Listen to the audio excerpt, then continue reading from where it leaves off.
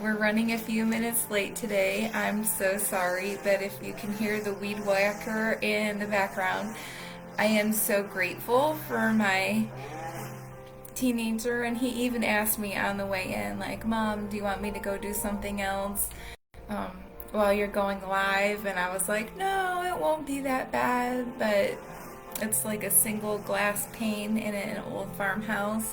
And I kept thinking, okay, while I set up, he'll be almost done and he'll finish and we'll be good to go. Well, he must be a very good weed whacker, or he just really likes to count all the weeds and everything like that, because he's doing a great job. It's just very loud, and I apologize, but we're already late, so I just wanted to find you all on here today and say welcome to 10 Minutes with Tara. I feel like I just did this yesterday, but we're good to go. I have tea this morning. I'm running a little low. There's my magic mug, and there's some hot tea in there. Slow and steady. It's been a busy week, a great week, but lots of crazy things, lots of travel, lots of family, friend things going on. So we're kind of bumping up the prayers and listening carefully, seeing how to pray where people need us, and just kind of being on the lookout and listening for all the things we need to do. So that kind of brings me to our July t-shirt of Everyone Can Do Something. Obviously, we closed our home to foster care and adoption, but I can promise you we have not stopped being a part of that community, being a part of advocating.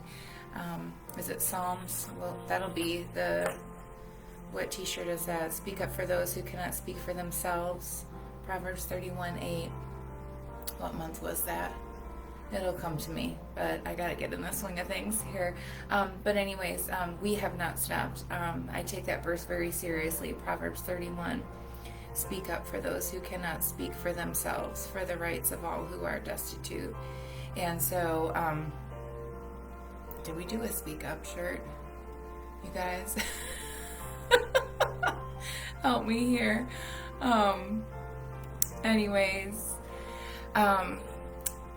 today is Everyone Can Do Something, and that's what I'm trying to say, is that when we closed our home to foster care, that didn't mean we stopped doing what God wanted us to do. Matter of fact, we knew that we knew it was what God wanted us to do. Our new family needed us to have closure. Our kids needed us to have closure. We needed peace. We needed all the things. It was very hard for me to close our door to foster care. I couldn't unsee it. I knew we didn't have any more capacity. Like, the thought of bringing a bunk bed into the house literally gave me this brokenness, anxiety, where I knew it was so far outside of grace. And Tim was very clear, and he knew even when he had no problem saying, I'm done, we're done, like, we've got to do this. And I could see it in my kids. I knew it in myself, but I think that was my whole point of Everyone Can Do Something. So, okay, we cannot directly foster children at this point in time. We cannot directly adopt children at this point in time, but we can do something. And that is actually the basis of what Project Hope was formed from. And I think so many times people would say, like, well, I could never do that, or I just can't. And some people are legit, it's just not their thing, or they're so immersed in their own career that could be helping children, social workers, caseworkers, teachers. I don't want to say single parents, because actually there are plenty of single parents that are amazing foster and adoptive parents. But if you know you're not in that capacity or that season, you know that and you can't do it. But there's so many ways to do something. And so that became our rally cry and the whole purpose of the T-shirt of the Month Club. Okay, maybe you can't foster, adopt, maybe you don't even directly know a family that has gone through the foster care adoption process. Maybe you don't have someone nearby. You could make a dinner or send a coffee or an encouraging text message, or take them to appointments, which can do something. And can join the T-shirt of the Month Club. help us keep those families together, be a part of local volunteering. I mean, there's so many ways you can do something. The support around those foster families. I just saw the statistics again last night. Within the first year, over 50%, over half of foster families, they give up, close their doors. They can't do it because the help that you need, the support you need is just not there. And I think I've said this before. If someone will say, "How can I help you?" What am I gonna say? Like, it's my dishes. My dishes aren't done. I can't get to my dishes. It's not about the dishes. It's about the 90 appointments and the relentless, about the sleepless nights, about all the things in between. So much more than just the dishes. So, anyways, today is everyone can do something, and that comes from Deuteronomy, chapter 14, verse 29. We have where the Lord literally says, "Give it to the Levites, who will receive no allotment of land among you, as well as to the foreigners living among you, the orphans and the widows in your towns, so they can eat and be satisfied. Then the Lord your God will bless you in all your work." Probably the comment I hear the most from people after I share about our foster care adoption journey is, "I just feel like I can't do anything to fix the problem. It's so big." And we felt the same way too, by the way. The enemy would love nothing more than for us to feel paralyzed into doing nothing because we feel like any effort couldn't possibly make a difference or wouldn't be worth the sacrifice.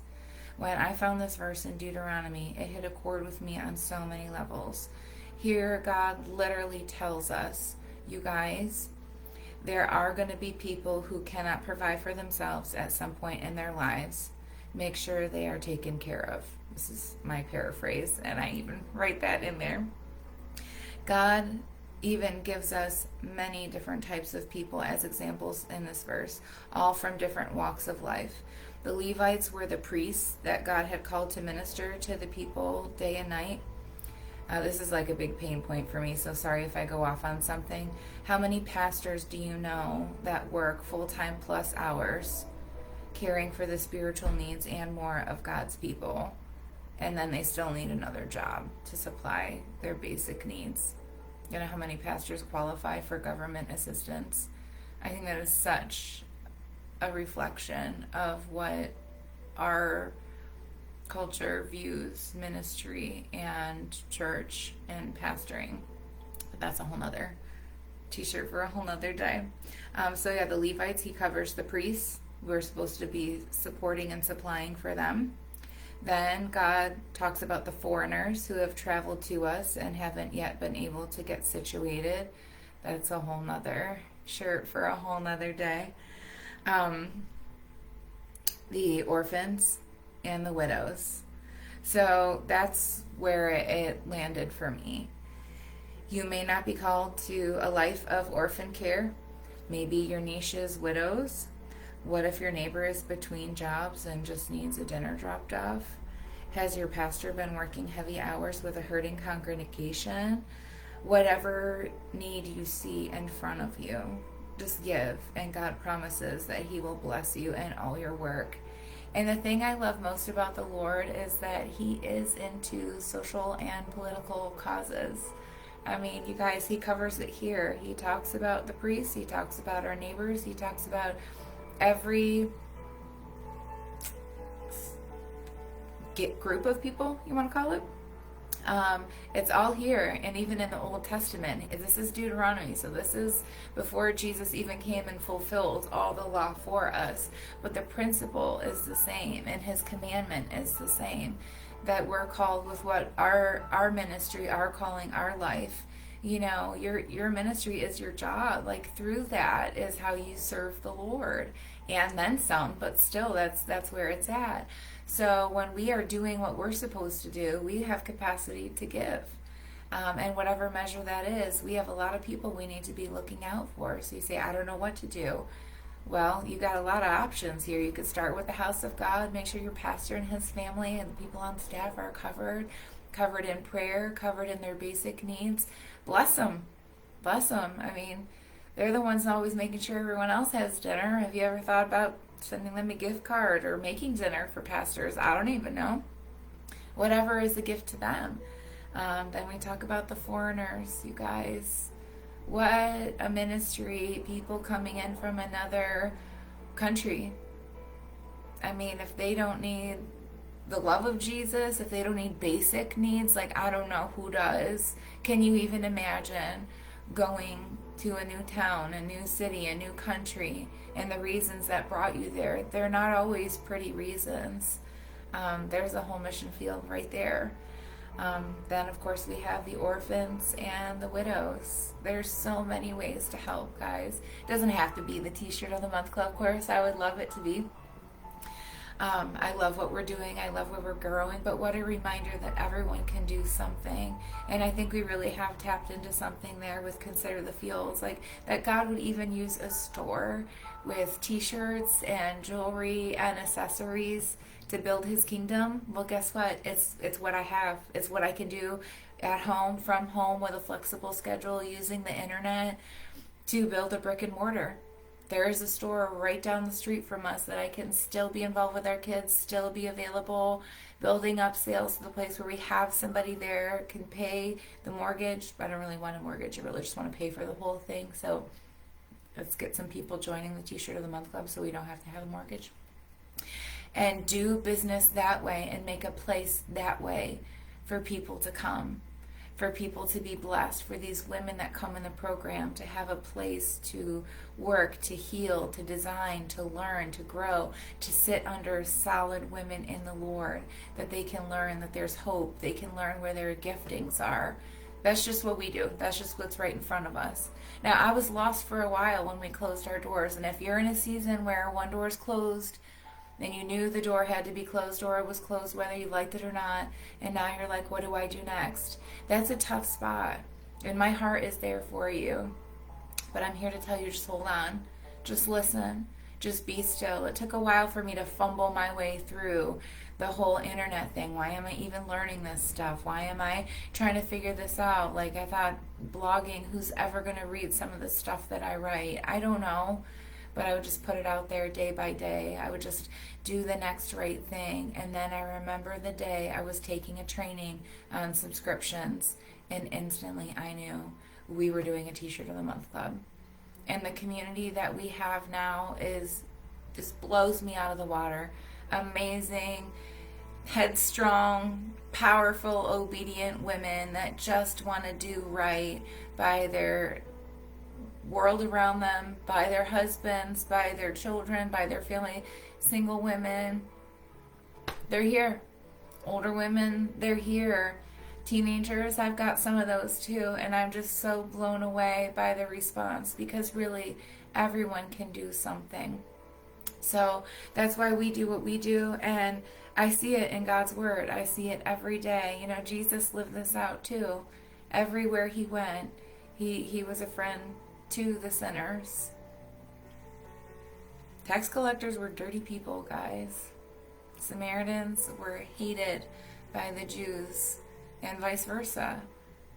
He went to those places. Those were some of his first missions, to call the tax collectors and go to Samaria. So I just encourage you today not to be afraid to extend yourself to people. Like, that's your mission. That's your harvest. That's biblically the word of God, to give of what you have to people that need it. What's your living proof of your faith anyways if you don't give anything of substance, any money, any food, any kindness of your time?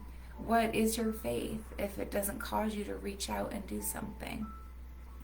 So my prayer that day was, Father, I thank you that you never leave us without clarity if we seek your word. I thank you that you created every one of us with different gifts and talents. And isn't that so true, with everything from caseworkers to teachers to parents to babysitters and family members that just do the family thing? Open our eyes to see where we can use our gifting in this short time we have here on this earth. Help us to remember that everyone can do something and that you see it all as we step out by faith and obedience. And the action challenge for that month was to choose one of the following categories listed: pastor, foreigner, orphan, widow, and bless one of them in a special way.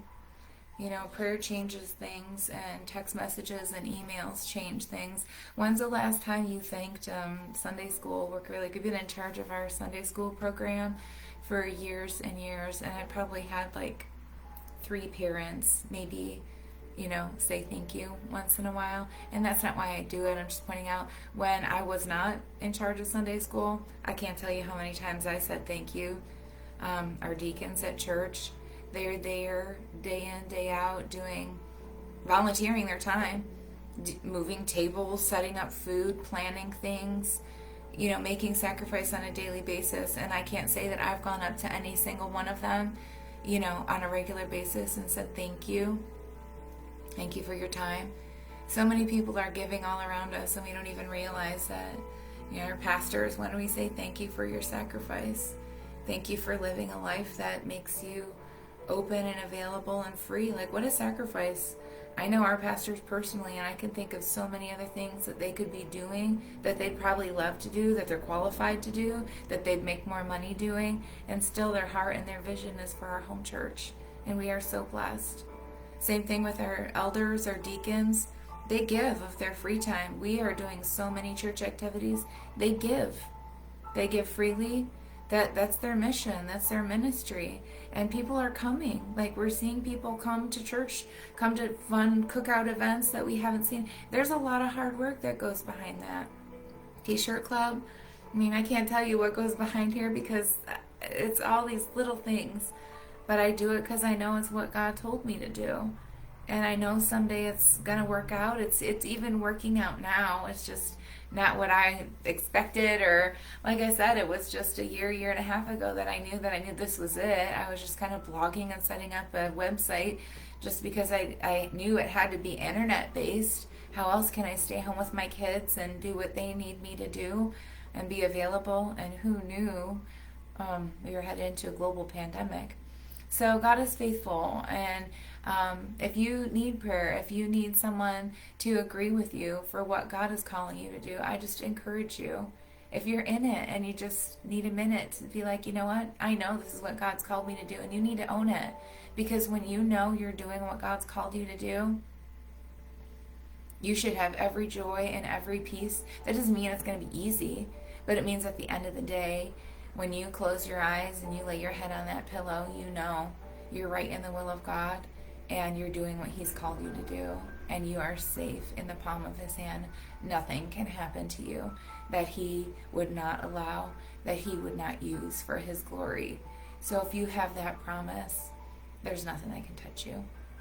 So I think that's all for today. I probably could go on forever and ever. I cannot see your comments today, so if you guys are there, I see it, the timer is going, so I know it's filming, and I know I listen to that still small voice, but I'm not seeing any comments here today. So I apologize if you're messaging me, because I do miss all your comments and all your goodness chiming in with me. But we'll upload this to YouTube later today, and you can catch it there if you're not a super Facebook fan. I love meeting with you guys on Tuesday mornings and Thursday mornings. It gives me hope. It gives me purpose. And next week, we'll do a Tuesdays with Tara for the store. And we'll be right in the middle of launching our T-shirt of the Month Club, where we have youth sizes coming. And if you are in the club or you join the club, you get to add, this month only, we're doing $15 add-on for any youth sizes. Alicia, comment popped up. Thank you. Are you wearing your shirt? We have to get a selfie then today.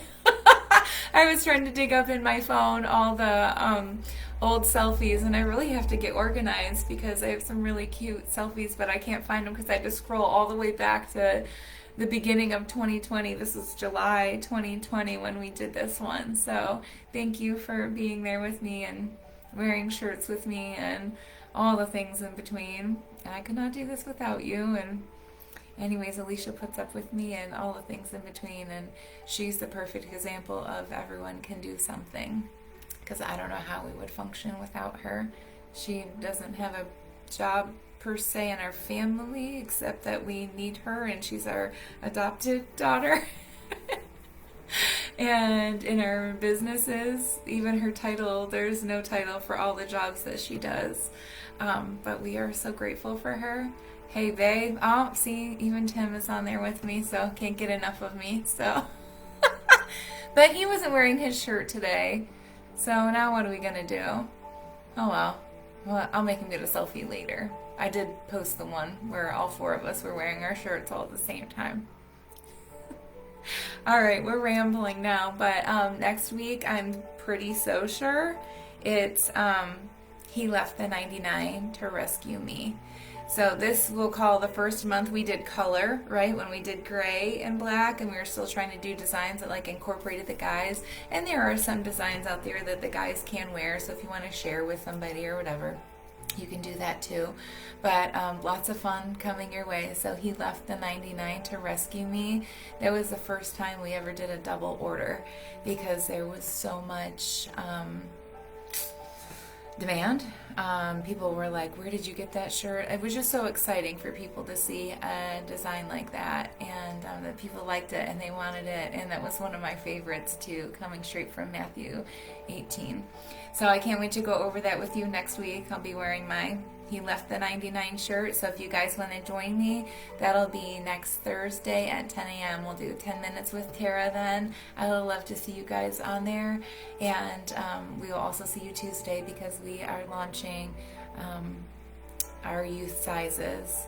So you can do your mommy and me, you can do sister, you can do mother-daughter, however you want to look at it. You can add a youth through adult extra large t-shirt, doesn't matter what size they are, you can add them on for $15, and that price will stay locked in as long as you stay subscribed for that super price.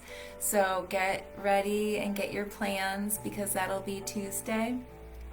Cart opens on Monday, so you can get yourself situated, but all next week that's what we'll be talking about. And on Thursday we'll take 10 minutes for a little more than 10 minutes. I know we go a little longer, but that'll be He Left the 99 to rescue me. So I hope you guys have a great day. I hope you find someone you can bless. I hope if you need prayers, you'll message me. I will agree with you that you will find your something, and chances are you're right in the middle of it and you just can't see it clearly yet. So hang in there and know I'm rooting for you. Have a great day.